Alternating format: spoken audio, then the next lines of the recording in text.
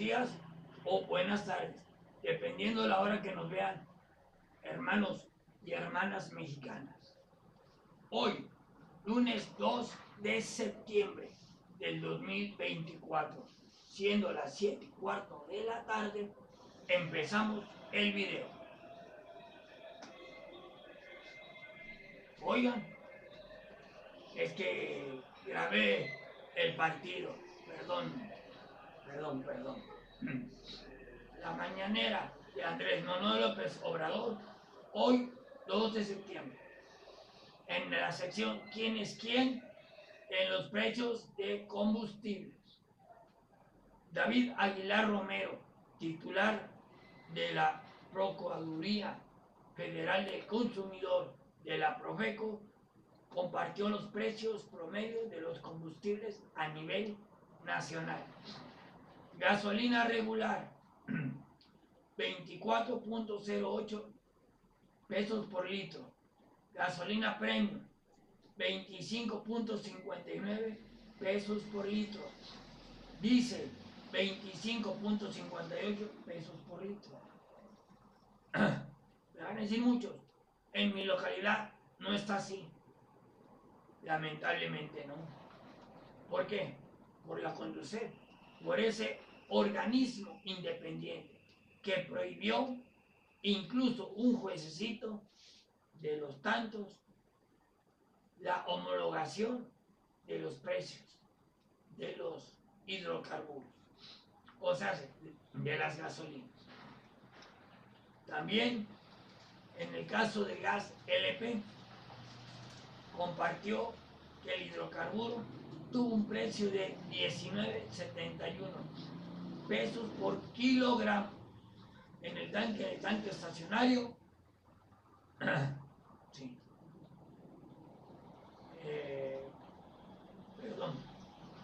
En tanque de cilindro y en tanque estacionario de 10.64 pesos por litro en el tanque estacionario. Ahora, nuestro presidente aceptó que va a haber ciertas obras que van a quedar pendientes por terminar, pero confió de que en manos de la doctora se terminarán.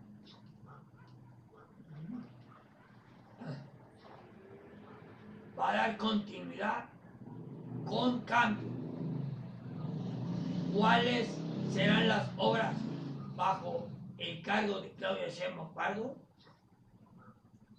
Entre sus obras destacadas durante el sexenio del mandatario mencionó la construcción del tren interurbano que comprenderá de Toluca, Estado de México, y capital del Estado de México, hacia la Ciudad de México, el cual dio inauguración a una primera parte, la cual integra a Santa Fe, ya en la Ciudad de México.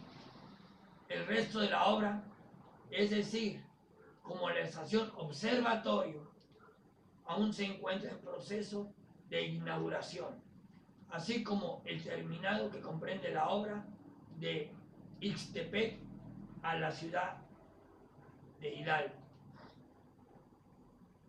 ¿Cuáles son las obras terminadas durante el sexenio? De acuerdo con el mandatario, hay algunas obras que sí se lograron inaugurar, acciones que encabezaron su periodo de mandato en el país, tales como la refinería de Salina Cruz, es el tren interoceánico, como estábamos hablando del tren. Ya ven cómo es contagiosa la dislexia mental de los panistas. Zafo, diría el presidente. Entonces, la construcción del tren interoceánico, del transísmico, de Salinas Cruz, puerto, al puerto de Coatzacoalcos a Palenque, el Tren Maya de pasajeros, dijo el presidente. Tengo la tranquilidad de que la presidenta lo va a concluir. Es un buen relevo.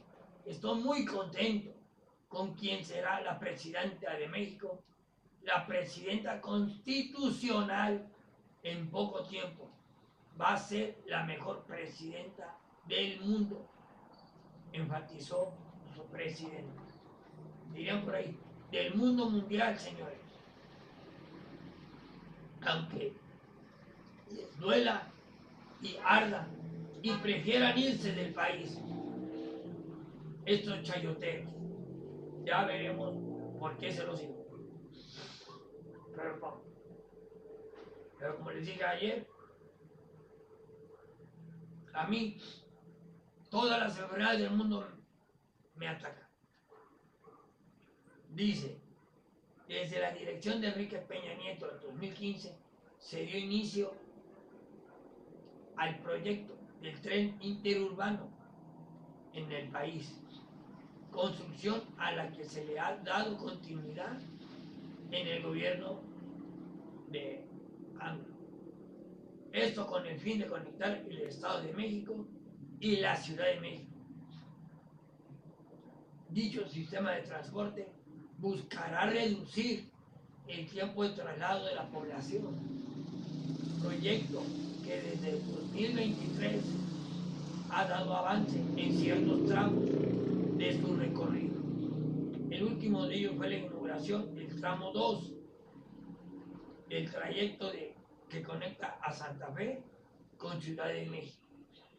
Y esto el pasado 31 de agosto. Conforme a lo mencionado por el mandatario, el proyecto seguirá la fase 3.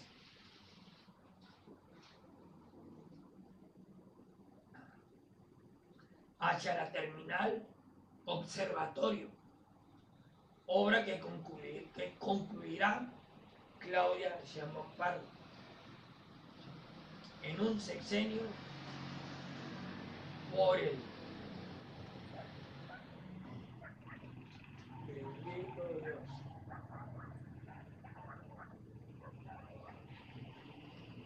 Se me acaba de romper mis lentes mexicanos. Como ven, lo vamos a tener que agarrar así. Fase 3. Hacia la terminal Observatorio, obra que concluirá Claudia Sheinbaum, ¿sí?, en su sexenio. Por el momento se estima una fecha de conclusión para el próximo mes de diciembre. Siguiendo en la mañanera, nuestro presidente defiende reforma al Poder Judicial, pese a orden de jueces para no discutirla. Pretende detener el proceso legislativo, comentó. El presidente recordó que su iniciativa fue porque encontró mucha corrupción, nepotismo e influyentismo en el Poder Judicial de la Federación. No se atiende al pueblo. En pocas palabras, la compra de voluntades para las sentencias, para la promoción y obtención de los recursos de amparo, para el logro del cambio de medidas cautelares. ¿Sí? Es cuando dice nuestro presidente corrupción, nepotismo. Se vio el caso de un ministro que tenía a toda su recua, o sea, a gran parte de su familia, trabajando en el Poder Judicial de la Federación. Es lo que les he venido diciendo, mexicanos,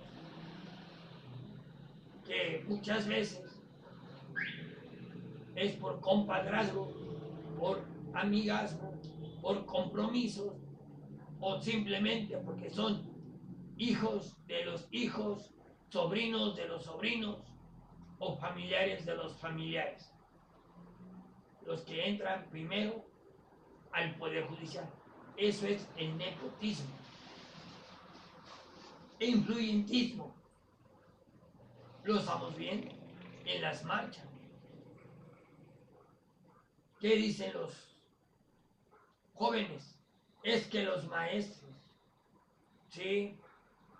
Esos maestrillos, catedráticos o profesores de derecho, que están diciéndole a los alumnos, si vas a la marcha, estás exento, aunque seas un burro, aunque no sepas nada. Yo te voy a recomendar. Eso es el influyentismo en el Poder Judicial de la Federación. Por eso sostiene nuestro presidente que no se atiende al pueblo, sino a unos cuantos.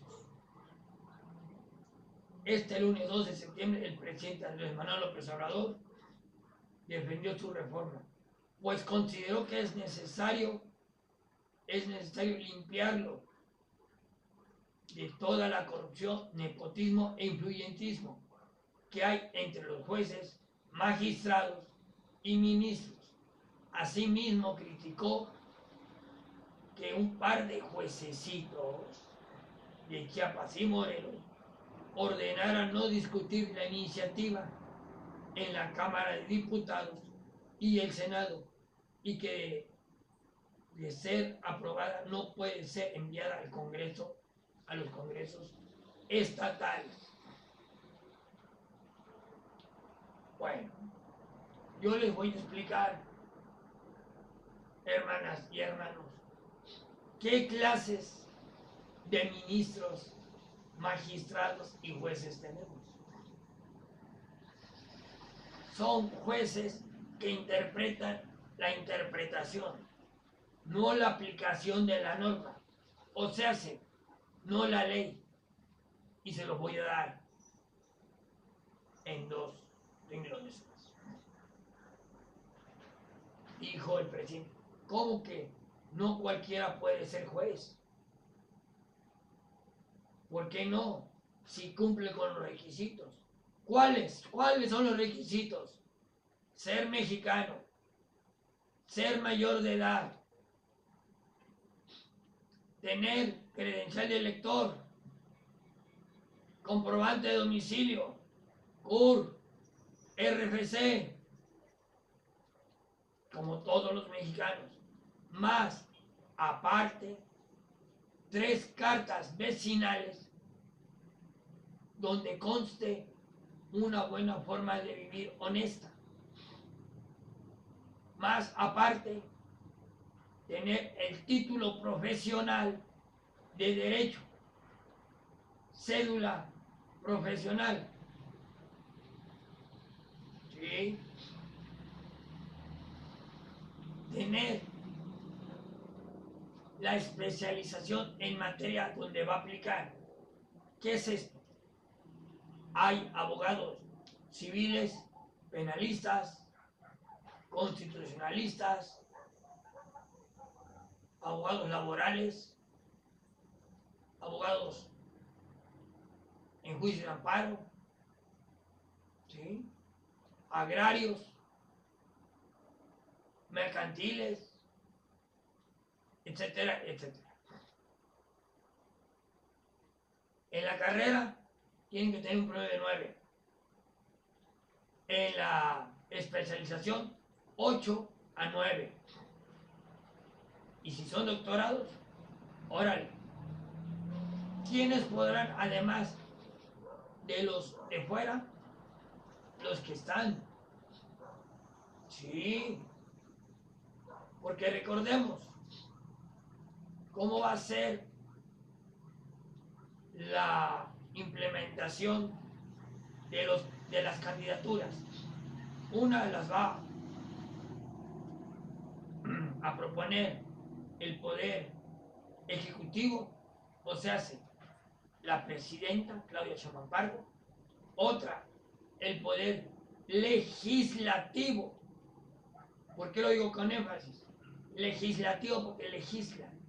Son los hacedores de buenas o malas pero son los hacedores de las nuevas leyes.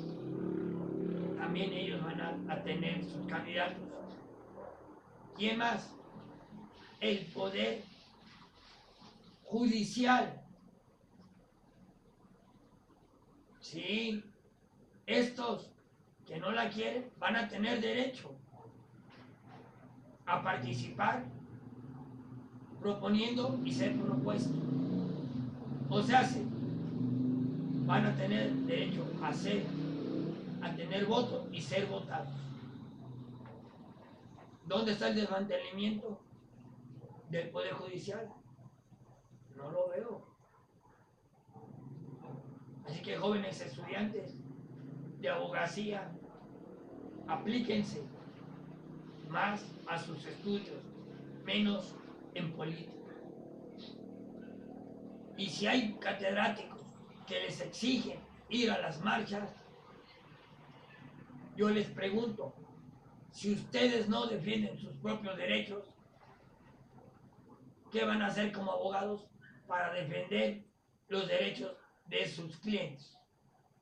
Nada. Sí. Pero se los dejo de tarea.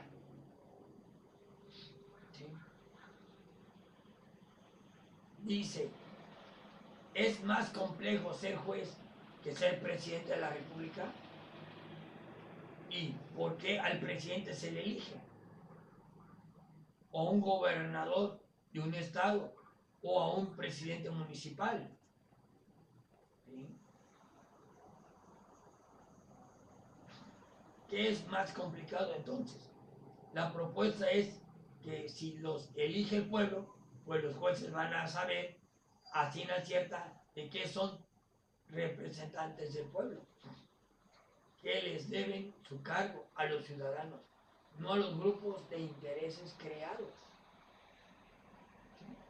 como pasa actualmente con los evasores fiscales, con los evasores de la justicia.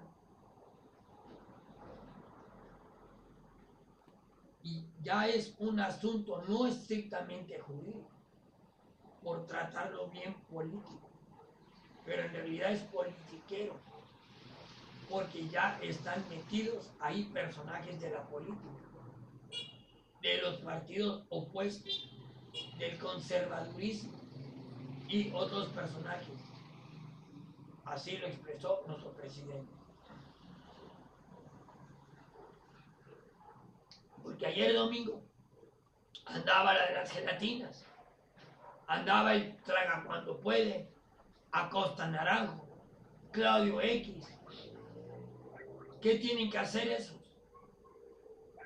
Ya les mencioné las mantas, no a la sobrerepresentación, no a la eliminación de órganos o de organismos autónomos. ¿Ya ven cómo están mezclando las cosas? Bueno.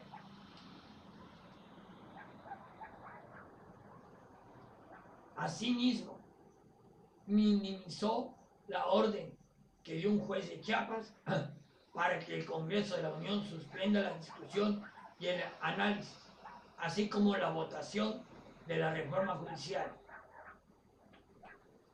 Asimismo, también rechazó que otra jueza de Morelos determinara, en caso de que la iniciativa se apruebe, esta no pueda ser enviada a los congresos locales, pretendiendo detener el proceso legislativo, acusó nuestro presidente. El mandatario dijo que no comprende cómo es que los jueces quieren detener dicho proceso, ya que se trata de una invasión franca, arbitraria, a la facultad que tiene el poder legislativo. Es una violación a la división y al equilibrio que debe de existir entre los poderes, sentenció nuestro presidente. Al mismo tiempo que explicó que la propia Constitución política de los Estados Unidos mexicanos permite reformarla siempre y cuando se tengan 2/3 partes del Congreso, o sea, con mayoría. y la mayoría de la aprobación de los estados. Son 31, son 32, perdón. Estamos hablando de 32. Son 16 más 1, 17 congresos. Ahora, pese a la orden de ambos jueces, en el Congreso General la noche del domingo, justo después de ser inaugurada la séptima legislación, se trazó la ruta para la discusión de la iniciativa, la cual iniciará en la sesión de este martes 3 de septiembre.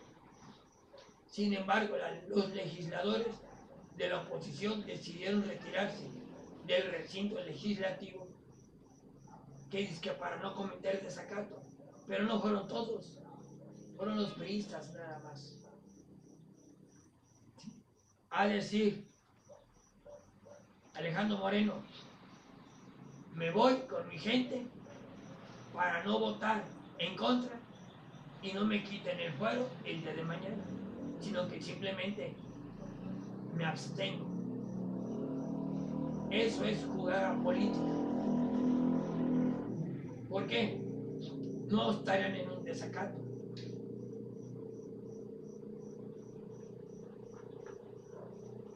¿Por qué?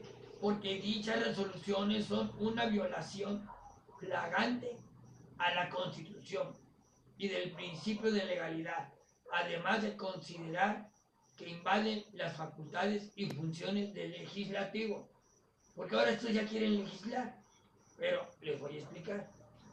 Imagínense qué clases de jueces tenemos, magistrados, que desconocen la ley. Yo les decía hace ratito que están interpretando la interpretación. La ley es clara y sencilla. Sí, mexicanos. El artículo 39 constitucional, ¿sí?, dice, es artículo 135 constitucional, establece en forma resumida un procedimiento para las modificaciones o adiciones a la Constitución, en el que además de la aprobación del Congreso de la Unión, no se debe de contar con la aprobación de la mayoría absoluta, la mitad más uno de los congresos de los estados. ¿Sí? Entonces, artículo 135 dice que es improcedente el juicio de amparo. ¿Por qué? Porque la misma Constitución lo especifica. Si tiene el grupo parlamentario que envía la nueva ley, la modificación o adición a leyes en la Constitución, puede llevarlas a cabo siempre y cuando tenga mayoría calificada y mayoría en los congresos de los 32 estados de la República. Por eso el juicio de amparo es improcedente, y es improcedente, entonces no está en el desacato, y lo sabe Alejandro Moreno, pero como no lo sabe el pueblo fanático de los derechangos, otra vez los engaña, como los ha venido engañando toda la vida. Bueno, ahora, en el artículo 39 de la misma Constitución, recordemos que es nuestra Carta Magna. Por encima de la Constitución no hay nada, no hay ley, no hay precepto, no hay código, no hay nada. Es la Carta Magna. Dice que la soberanía nacional reside en esencia y originalmente del pueblo. todo poder político dinámico, ¿sí? Es de origen del pueblo y se instituye para el beneficio de este, o sea, del pueblo. El pueblo tiene en todo tiempo el inalible, ¿qué quiere decir? Irrenunciable derecho de alterar o modificar la forma de su gobierno. Ahora, artículo 65, fracción primera de la ley de amparo. En casos de adiciones y reformas a la Constitución, el juicio de amparo es improcedente junto con sus actos y derivaciones, ¿sí?, que se le hagan a la Constitución. Es un desconocimiento total de estos juececitos que se quieren volver legisladores. Ya no les basta con ser juristas mediocres o son corruptos.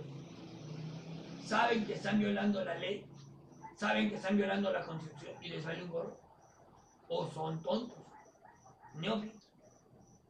A ver, hermanas y hermanos, ¿qué creen que sean? ¿Sí? Yo creo que son corruptos. Nuestro presidente, ¿cómo reaccionó a la decisión de invalidez de la elección en la alcaldía Cuauhtémoc por el Tribunal de la Ciudad de México?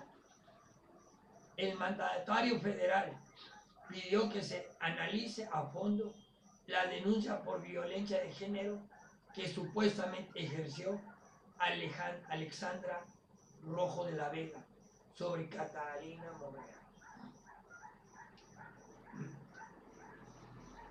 Debe tenerse cuidado porque las acusaciones de fondo tienen que ver con el fraude electoral, con la compra de votos, con la falsificación de actas, con el relleno de urnas, todo lo que hacían y padecimos. Pero ya cuando es motivo de cancelación o de desconocimiento de un grupo, el que insultos sean reales o inventados, pues ya es otra cosa. Y el tema de violaciones por agravios de género hay que verlos con mucho cuidado, dijo nuestro presidente. Hay que ver bien las cosas a fondo. Y qué bueno que hay otras instancias, dijo el mandatario federal. Porque recordemos que la señora de las gelatinas lo demandó por violencia de género respecto político a nuestro presidente. Cuando en la vida el presidente ha ofendido a alguna mujer. El presidente dijo que es respetuoso de la decisión que tomó el Tribunal Electoral de la Ciudad de México en dicha alcaldía el pasado fin de semana. El Tribunal Electoral de la Ciudad de México, el TEC-DMX, anuló la elección en la alcaldía Cuauhtémoc tras considerar, ¿sí?, que Alexandra Rojo de la Vega Piccolo cometió violencia política en razón de género en contra de Catalina, sí, Katy Monreal Pérez.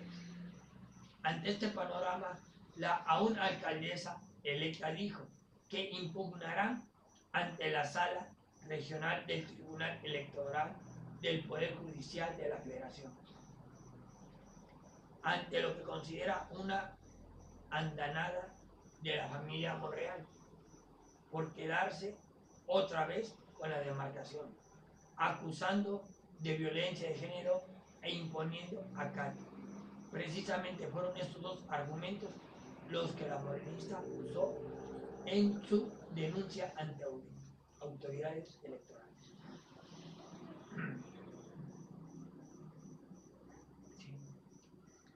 Hoy, Andrés fue cuestionado sobre el actuar de los magistrados electorales capitalinos en este tema. Sin embargo, el presidente se dijo respetuoso de sus decisiones, aunque hizo un llamado a que los señalamientos por temas de violencia de género sean analizados con cuidado y a fondo. ¿Qué pasó en la alcaldía Cuauhtémoc? Katy Monreal acusó que a lo largo de la campaña Alexandra Rojo de la Vega Piccolo se refirió a ella como Ratalina Monreal. Ya saben que esos eran insultativos, groseros, y que además invisibilizó su trayectoria y su persona al solo llamarla la candidata de Monreal, haciéndola menos, o hija de papá, diciéndole, o la candidata impuesta por Monreal, en clara alusión a su relación con la familia del político zacatecano. O sea, es su hija, sí, efectivamente es su hija, pero la otra no tenía por qué estar insultando. Por ello interpuso una queja ante el Instituto Electoral de la Ciudad de México. El sábado 31 de agosto, los magistrados decidieron anular la elección tras confirmar que Rojo de la Vega cometió violación política en razón de género, por lo que quedó sin validez la constancia de mayoría que ya había recibido la candidata de los partidos PAN, PRI y PRD. Katy Monreal celebra la resolución y dijo que se sentaba precedentes para no volver a notificar a una mujer. Sin embargo, Alexandra Rojo de la Vega informó que impugnará ante el Tribunal Electoral del Poder Judicial de la Federación. Instancia. Sí.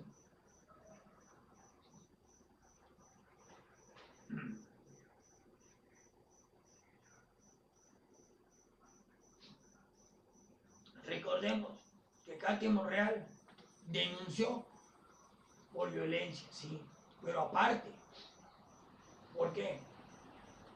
Por irregularidades en el proceso electoral. ¿Cuáles fueron?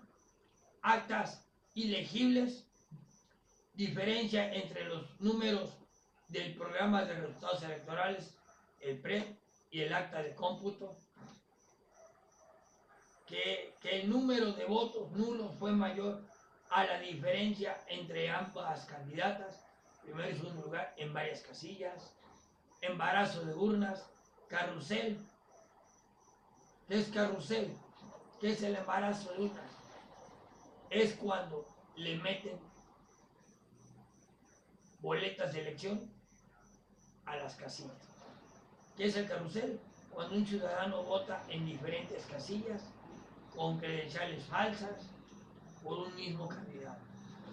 Casilla zapato también, que es cuando casi todos los votos o todos son a favor de un solo aspirante. ¿Sí? Esto va a presentar un precedente, va a dejar un precedente para la anulación de la elección allá en Guadalajara, allá en Jalisco, en el estado.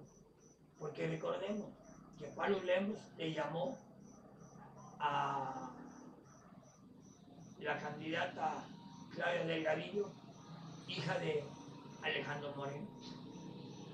Otra ofensa respecto a género político. Bueno, pero vamos a ver, ¿por qué siguen más enojados? ¿Quién es Luis Chávez García? Del PAN. Silvia Sánchez Barrios, del PRI. Nora Arias Contreras, del PRD. ¿Qué son? son diputados locales de la Ciudad de México. Los 3 se acaban de pasar a las filas de Morena y con ello le dan mayoría calificada a Morena en el Congreso de la Ciudad de México. ¿Qué les dije, México? Los políticos no tienen lealtad. Nos conviene, sí, pero así como brincan estos, van a brincar más senadores y diputados federales del PRI, del PAN, porque no quieren morirse políticamente con Alejandro Moreno y Marco Cortés. No. Y no dudo que hasta uno que otro de Movimiento Ciudadano.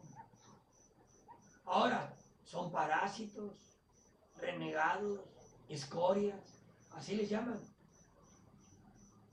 sus compañeros de partido anteriormente. Bueno, ya casi para terminar. Hay finales felices para unos y esos finales felices para otros son finales terroríficos. ¿A qué me refiero? Ciro Gómez Leiva, uno de los fundadores del grupo Imagen Televisión, dejaría el canal después de 8 años al frente del noticiero nocturno Imagen Noticias. Diversas fuentes de internet han reportado que el reconocido pseudo periodista, malinformador o desinformador Chayotero presentó su renuncia a directivos del grupo Imagen con carácter de irrevocable. Sí, se va. ¿Y cuándo sería el último programa de este Chayotero? El 17 de octubre, que es el aniversario de Imagen Televisión. El señor ha decidido una fecha emblemática para él y para Imagen, que se va a Estados Unidos porque anhela tener más seguridad y tranquilidad en su entorno. No crean que tiene algo que ver con que Ovidio Guzmán haya pasado de delincuente a testigo protegido en Estados Unidos. No, no. Y no crean que se pueda perder en el trayecto a Estados Unidos y llegue como coincidencia a España. No, es por su tranquilidad, es porque ya quiere a su vejez estar tranquilo. No crean, como decía Ricardo Anaya Canallín, que decía, me voy porque si no, mínimo 2 años en el bote. Y ahora que regresó, no, es que yo no necesito el fuero. Y este como no tiene fuero, se va por salud mental. Ajá, que se la crea la más vieja de su casa. Pero en fin. Ahora, dicen, dólar contra peso. Es que le está llevando la fatídica a México por el plan C. En un estudio que hace el Pasquín, el financiero, dice, es que los inversionistas le tienen miedo al plan C, a la reforma. Es que Morena puede cambiar las reglas en cualquier momento del Tratado de Libre Comercio. Nada más. Puras mentiras, señores. ¿Por qué? Ciertamente, el dólar, ¿sí?, está hoy a 19.72, muy lejos de los 16.50 que lo llegamos a tener. Pero todavía no alcanza los 20.50 35 centavos de peso cuando Enrique Peña Nieto salió de la presidencia. Eso sí no lo dicen. Son 80 centavos. 80 centavos son 80 centavos. Entonces no se devaluó. Ahora yo les pregunto, ¿y por qué se devaluó con Peña Nieto? Ya había un plan C, ya había una reforma judicial, ya estaba el gobierno de Andrés Manuel, ya iba a gobernar Claudia. ¿Por qué? Pregunto. A ver, analista del Financiero, respóndeme. Dices que hoy se devalúa por el plan C, por la reforma al Poder Judicial, porque está Morena, y antes estaba el PRI. ¿Por qué se devaluó? Pregunto.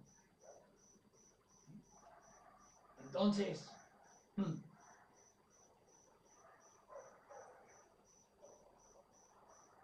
porque dice, es que antes de las elecciones del 2 de junio, el dólar a peso estaba a 16.70 por cada dólar. Sin embargo, en los últimos 3 meses la moneda mexicana se ha depreciado. Ya lo dijimos, ¿por qué? ¿Por qué? Porque en primera, Japón puso una tasa comercial del 1.5% de interés, cuando antes no la tenían. Entonces, ¿qué venían? Con sus dólares, compraban pesos y invertían. Y sacaban la ganancia y se la llevaban. Esos inversionistas especuladores, esos inversionistas que meten su dinero a la bolsa, ¿sí? ¿Y qué es lo que pasa? Como les da menos rendimiento, no les es práctico, no les es interesante sacar lo que sacaban antes. Entonces dicen, pues por el momento no. Por eso ha subido el dólar. Más aparte, las guerras, todo tiene que ver, la sequía a nivel mundial, todo tiene que ver. Incluso la inflación en Estados Unidos, el desempleo en Estados Unidos, tiene mucho que ver también. Eso no lo toca mi analista financiero. Debe de tocarlo, señor. Si no, voy a creer que como los jueces que quieren violar la Constitución, usted es igual que ellos, neófito e ignorante. Entonces, ahí se las dejo, mexicanos. Tengo agarrado mi net porque se quebraron. Ahorita en vivo. Para los que y oye, ¿por qué tiene la mano ese güey ahí? Porque se quebraron en 3 partes. Las estoy sujetando. En fin, mexicanos. Yo ya cumplí, ya les di los datos con las notas. Está de ustedes compartirlo para hacer más grande este canal y que llegue a más mexicanos esta información, que es muy importante. Si les gustó, un like, una palomita, un me gusta, y si no, un dislike o una mentada de madre bien recibida. Ahora sí, de forma de izquierda a derecha. Entonces, nos despedimos, tenga bonita noche, nos vamos, las vueltas que tiene que hacer uno. Nos vemos, ya se lo saben, arriba, la 4T. Nos vemos, mexicanos, bye.